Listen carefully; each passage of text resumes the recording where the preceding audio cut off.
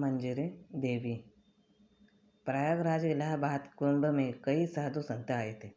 उसमें काम कौतुकी नामक एक ऐसी जाति भी आई थी जो भगवान के लिए राग और रागिनियों का अभ्यास किया करती थी तथा भगवत गीत के सिवाय और कोई गीत नहीं गाती थी। उसने भी अपना गायन कार्यक्रम कुंभ मेले में रखा था।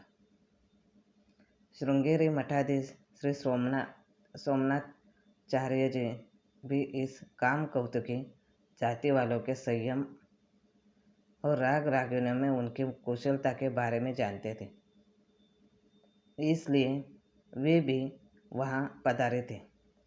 उस कार्यक्रम में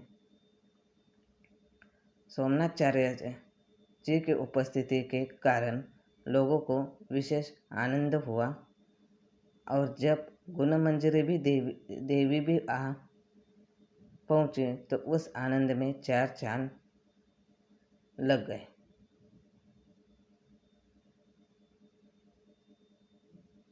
गुणमंजरी देवी ने चंद्रायन और कृष्ण व्रत किया था। शरीर के दोषों को हरने वाले जप तप और संयम को अच्छी तरह से समझा जाता था। लोगों ने मन ही मन उसका अभिवादन किया।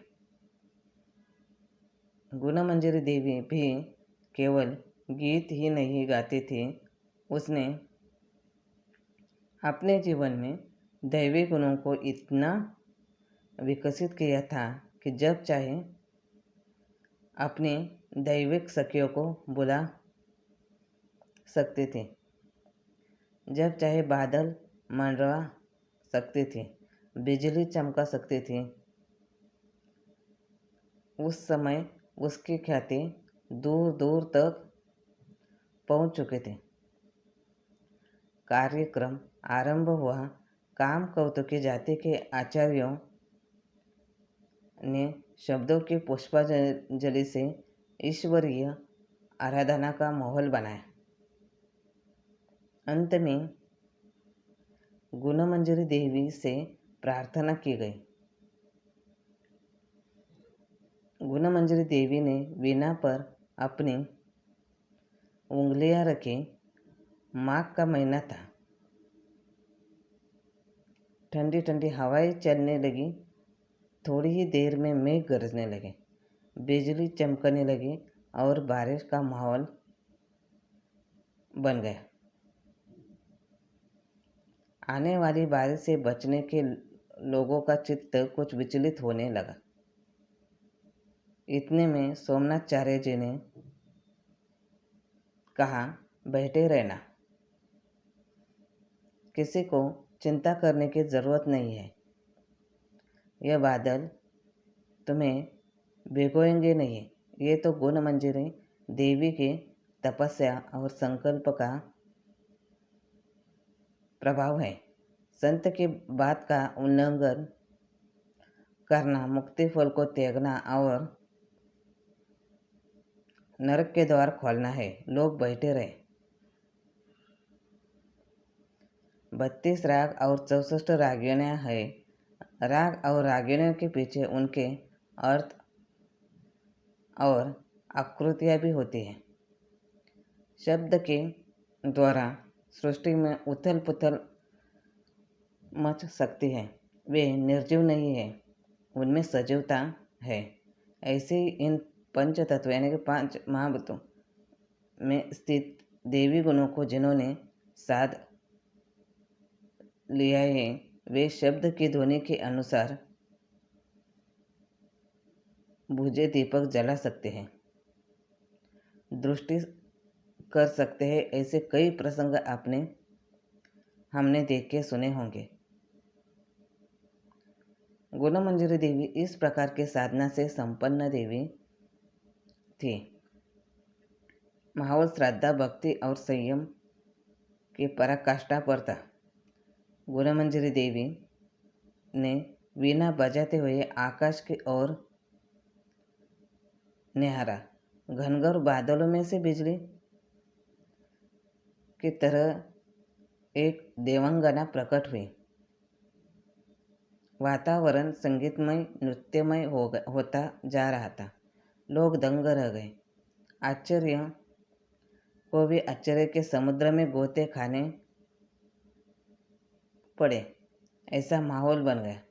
लोग भीतर ही भीतर अपने सौभाग्य की सराहना किए जा रहे थे, मानो उनके आंखें उस दृश्य को पी जाना चाहते थे। उनके कान उस संगीत को पचा जाना चाहते थे। उनका जीवन उस दृश्य के साथ एक रूप होता जा रहा था। गुणमंजरी, धन्य हो तुम। कभी वे गुणमंजरी को धन्यवाद देते हुए उसके गीत में खो जाते और कभी उस देवांगना के शुद्ध पवित्र नृत्य को देखकर नतमस्तक हो उठते। कार्यक्रम संपन्न हुआ। देखते ही देखते गुणमंजरी देवी ने देवांगना को विदाई दी। सबके हाथ जोड़े हुए थे, आंखें आसमान की ओर निहार रही थी और दिल अहोभाव से भरा हुआ था, मानो प्रभु प्रेम में, प्रभु की अद्भुत लीला में खोया सा था। श्रृंगेरी मठाधीश श्री सोमनाथाचार्य जी ने हजारों लोगों की शांत भीड़ से कहा, सज्जनों, इसमें आश्चर्य की कोई आवश्यकता नहीं है। हमारे पूर्वज देवलोक से भारत भूमि पर आते और संयम, साधना तथा भगवत प्राप्ति के प्रभाव से अपने वांछित दिव्य लोकों तक की यात्रा करने में सफल होते थे। कोई ब्रह्म स्वरूप परमात्मा का श्रवण, मनन, निधिध्यासन करके यही ब्रह्ममय अनंत ब्रह्मांड व्यापी अपने आत्म ऐश्वर्य को पा लेते थे। समय के फेर से लोग सब भूलते गए। अनुचित खान पान, स्पर्श दोष, संग दोष, विचार दोष आदि से लोगों की मति और सात्विकता मारी गई। लोगों में छल कपट और तमस भाव बढ़ गया, जिससे वे दिव्य लोकों की बात ही भूल गए, अपनी असलियत को ही भूल गए। गुणमंजरी देवी ने संग दोष से बचकर संयम से साधन भजन किया तो उसका देवत्व विकसित हुआ और उसने देवांगना को बुलाकर तुम्हें अपनी असलियत का परिचय दिया। तुम भी इस दृश्य को देखने के काबिल तब हुए जब तुमने कुंभ के इस पर्व पर प्रयागराज के पवित्र तीर्थ में संयम और श्रद्धा भक्ति से स्नान किया। इसके प्रभाव से तुम्हारे कुछ कल्मश कटे और पुण्य बढ़े। पुण्यात्मा लोगों के एकत्रित होने से गुणमंजरी देवी के संकल्प में सहायता मिली और उसने तुम्हें यह दृश्य दिखाया। अंततः इसमें आश्चर्य न करो, आप में भी ये शक्तियाँ छुपी है। तुम भी चाहो तो अनुचित खान पान, संग दोष आदि से बचकर सद्गुरु के निर्देश अनुसार साधना पथ पर अग्रसर हो इन शक्तियों को विकसित करने में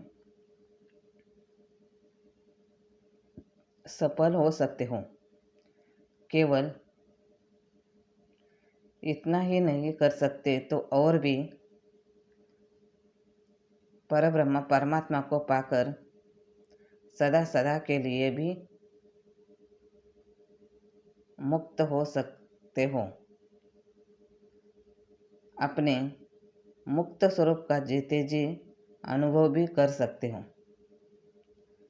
धन्यवाद।